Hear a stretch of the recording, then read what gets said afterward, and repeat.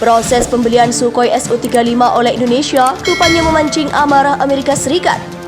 AS melihat Indonesia tak boleh memiliki Su-35 apapun alasannya. Namun di sini AS melakukan pemaksaan sepihak kepada Indonesia akan perkara Su-35. AS memaksa Indonesia jangan membeli super flanker namun tak memberi solusi. Solusi yang dimaksud ialah semacam tukar guling, tak boleh Su-35, ia diberi gantinya yakni F-35.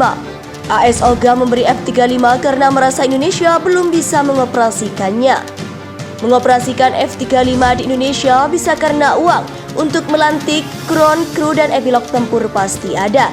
Jadi alasan AS di atas tak sesuai dengan realita di lapangan. Karena alasan itu tak sinkron dengan kenyataan, AS kemungkinan mengancam dengan sanksi Hasan kepada Indonesia. Hasan nantinya akan dijatuhkan kepada Jakarta jadi membeli Su-35. AS membawa nama Rusia agar alasannya melarang Indonesia lebih masuk akal. Jadi AS ingin membendung pengaruh arus sisa Rusia di Asia Tenggara termasuk ke Indonesia. Tapi alasan ini juga bisa dibilang tak masuk akal. Kenapa? Saat dahulu Indonesia membeli Su-2730 tak ada hal serupa seperti sekarang, apalagi Indonesia juga saat ini membutuhkan tank amfibi baru dan membeli dari Rusia. Bahkan Indonesia berminat dengan tank amfibi AAP-7 namun tak ada tanggapan dari AS. Alasan tak masuk akal di atas kini terjawab sudah. Kenapa AS begitu ngotot melarang Indonesia memiliki Su-35?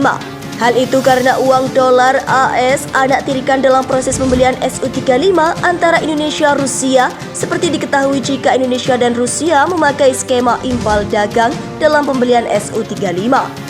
Imbal dagang senilai 570 juta dolar AS itu sama sekali tak menggunakan uang Washington sehingga murni proses barter, padahal Washington amat bergantung pada penggunaan dolar AS di seluruh dunia agar perekonomian mereka tetap berjalan.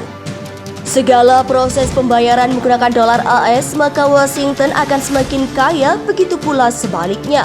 Bukan hanya Indonesia saja, China sebenarnya sudah melakukan sabotase ekonomi mengikis dolar AS dari peredarannya di dunia. Langkah China malah lebih gila, mereka menimbun dolar AS di bank negara, baik sebanyak mungkin disimpan terdapat agar tak beredar di dunia. Sebagai gantinya, China mengguyur mata uang negaranya ke seluruh dunia untuk mengganti posisi dolar AS. Sebab inilah AS getol ingin menghantam China secepat mungkin. Hal sama juga pernah dilakukan Libya rezim Muammar Gaddafi, namun gagal. Itu menyuarakan agar bangsa Arab menggunakan kembali mata uang dinar dan dirham sebagai alat pembayaran karena keduanya terbuat dari emas dan perak. Penggunaan emas dan perak dianggap lebih aman dari inflasi antara berasal dari logam mulia. Hasilnya Libya digempur sampai rontok agar dolar AS tetap berdiri kokoh di Timur Tengah. Murkanya AS kepada Indonesia dan Rusia ini diungkapkan oleh Kongres.gov yang merupakan situs resmi milik Kongres AS pertama. Mereka menjelaskan Rusia dan Indonesia berada di dalam tekanan AS karena proses pembelian Su-35. Kepala Dmitry Sugev menyatakan manusia menghadapi tekanan yang belum pernah terjadi sebelumnya dan menyaksikan bahwa mitra Indonesia juga berada di bawah tekanan yang sangat serius. Proses imbal dagang agar Rusia yang sudah dijatuhi Hasa bisa mengurangi ketergantungan dolar AS dalam transaksi jual beli senjata mereka ke negara lain. Rusia muncul untuk mencoba menjauh dari melakukan transaksi dalam dolar AS untuk mengurangi ekspor dolar AS.